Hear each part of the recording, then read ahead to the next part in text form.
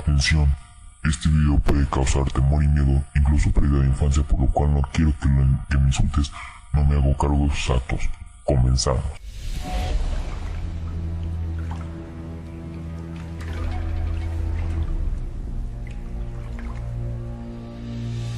Ayer terminaba de empacar mis cosas para mudarme a la ciudad en la que me esperaba mi nuevo empleo, mi nueva vida. A lo largo de mi carrera como educadora he conocido a muchos niños e infinidad de personas, y puede que al cabo de un tiempo termine pasando por alto alguno que otro evento, aun cuando en su momento hayan marcado mi vida. Estas reflexiones me inundaron justo ayer, cuando empacando algunos de los trabajos de antiguos alumnos, encontré un cuaderno de dibujos que trajo a mi memoria un episodio de mi vida que, aun cuando pareciese que puede tratarse de un caso común en nuestro país y en las condiciones en las que se dio, a mí no deja de causarme un inexplicable escalofrío. Todo comenzó hace 17 años, cuando comenzaba mi carrera como profesora. Había estudiado en una pequeña escuela normal de un estado alejado de la capital, y ahí era tradición que para forjar el carácter se enviara a los maestros recién egresados a remotas escuelas rurales a ejercer la profesión. Los que mostraran verdadera vocación en condiciones tan extremas eran entonces colocados con el tiempo en mejores condiciones laborales. A mí me fue asignada una pequeña escuela rural improvisada en una casa que había sido incautada por el municipio después de estar abandonada por largo tiempo.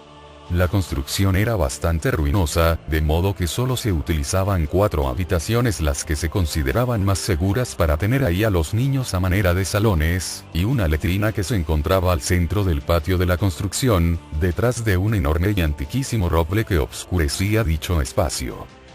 Por ser la novata me fue asignado el grupo de primer año, en el que se comprendían a los niños más pequeños, de entre 6 y 7 años, y en los que se intentaba cubrir el programa de lo que en una escuela regular se aprendería en primero y segundo grado.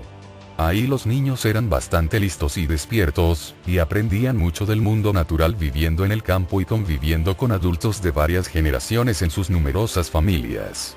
Pero una pequeñita me llamaba bastante la atención, al grado de que le tomé un cariño tan grande que trascendió nuestra relación alumno-profesor. Era una pequeñita de las más chicas, muy inteligente y extrovertida, con un lenguaje claro y vocabulario amplio, y a quien sus compañeros querían mucho porque mostraba dones maternales hacia los demás niños, como si ella fuera la encargada de su cuidado. Su nombre era Lucía, vivía en la parte más alejada del pueblo en unos sembradíos que sus abuelos le habían heredado a su padre, quien trajo a su madre a vivir con él desde otro pueblo, así que vivían solos en la pequeña casa entre los plantíos de maíz y frijol.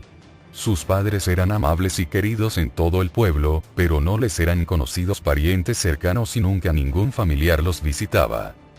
Pero a mitad del ciclo escolar todo cambió con la pequeña Lucía. Regresábamos de las vacaciones de invierno, y como es costumbre pedí a mis alumnos que me contaran cómo habían celebrado las fiestas de Navidad y Año Nuevo, así como lo que habían hecho durante los días de descanso. Para empezar me sorprendió que Lucía no fuera la primera en levantar la mano para contarnos, pero mi gran sorpresa fue cuando, al descubrirla mirar por la ventana distraída, decidí pedirle directamente que nos contara. Su participación se limitó a frases cortas y era como si tratara de evadir el tema, fue algo más o menos como nada especial. Nos visitó mi tío el flaco y se sentó mirando por la ventana con una expresión como lo que hacen los niños cuando le dicen algo a otro esperando que su mamá no los escuche. Y todo ese día fue lo mismo, Lucía se aisló en un rincón y se limitó a participar solo cuando se le era requerido, además de que no dejaba de mirar por la ventana. Cuando tenía oportunidad, y sin que los alumnos se dieran cuenta, miraba para ver qué era lo que robaba la atención de la niña que anteriormente fuera tan dedicada a la clase, pero en el área del patio a la cual daba la ventana de mi salón no había más que hierba seca y mobiliario escolar en desuso, así como viejas herramientas de campo abandonadas. No era un paisaje muy interesante para un niño de 6 años. Cuando la mamá de Lucía fue a recogerla ese día decidí preguntarle si todo estaba bien con la pequeña, pero la mamá no parecía haber notado siquiera el cambio en la niña. Al día siguiente el comportamiento de Lucía no mejoró. Se notaba retraída y hasta temerosa. Al ver que no quiso salir a jugar al patio a la hora del almuerzo me acerqué a platicar con ella. El hecho pareció incomodarle bastante, pero yo comencé a interrogarla. Le pregunté si se sentía bien, si le temía algo, si algo le había pasado en casa, pero todas sus respuestas se limitaron a sí y no. Hasta que entre mi interrogatorio se me ocurrió preguntar: ¿se trata de tu tío el flaco? Solo entonces la niña apartó la mirada de la ventana y volteó a verme a los ojos, con una expresión de alarma que no había visto antes en un niño de su edad. ¿Qué?, dijo mirándome con asombro como si de algún modo hubiese descubierto un secreto que no tenía forma de saber. Sentí como si me estrujaran el alma y esperé lo peor. Le pedí que me contara, le dije que podía confiar en mí, que yo la iba a ayudar sin que su tío supiera.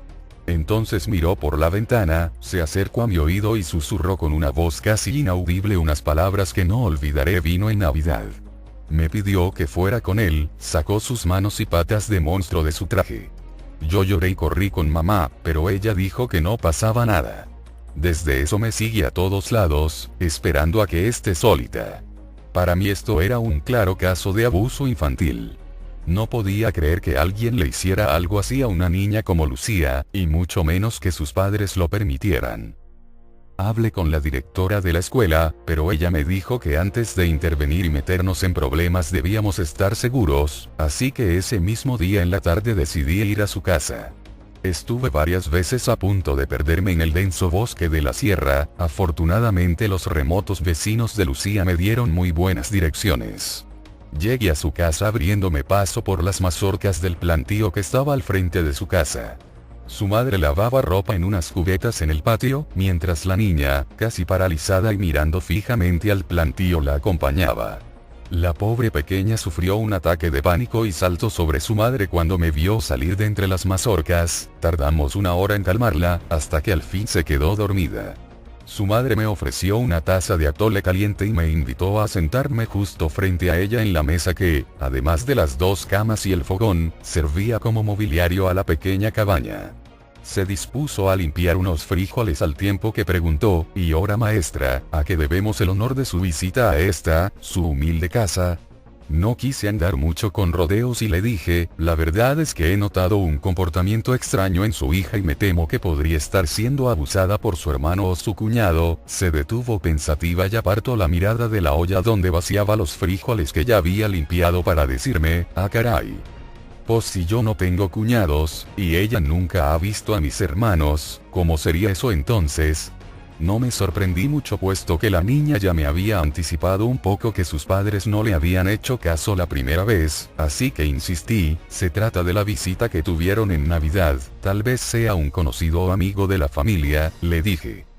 Mire, maestra, ya sé por dónde va la cosa, y se me hace raro que siendo usted estudiada se deje engañar por imaginaciones de chamacos, me contestó. No debería tomar tan a la ligera acusaciones tan delicadas viniendo de una niña que no tiene la malicia de mentir sobre algo así, reproché.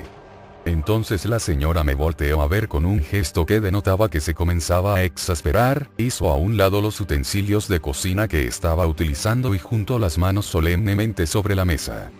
Ella le dijo que la violaron. Me preguntó con un tono duro y mirada molesta. Pues no directamente, pero su comportamiento y, la señora interrumpió: mire, maestra, no quiero ser grosera, y a lo mejor usted me va a tirar de loca ignorante, pero esto no es lo que usted cree, y si no se tratan de imaginaciones de una niña que escucho muchos cuentos de espantos, pues entonces es algo que no puede usted resolver. ¿A qué se refiere?, pregunté. Entonces volteó a ver que la niña durmiera profundamente, se levantó, la cubrió con una cobija y puso sobre su pecho un rosario desgastado que estaba colgado en un clavito en la pared. Le voy a pedir que me escuche sin interrumpirme, le voy a decir todo lo que sé, piense lo que quiera, después de eso le voy a pedir que se vaya y yo haré lo que pueda por ayudar a mi niña.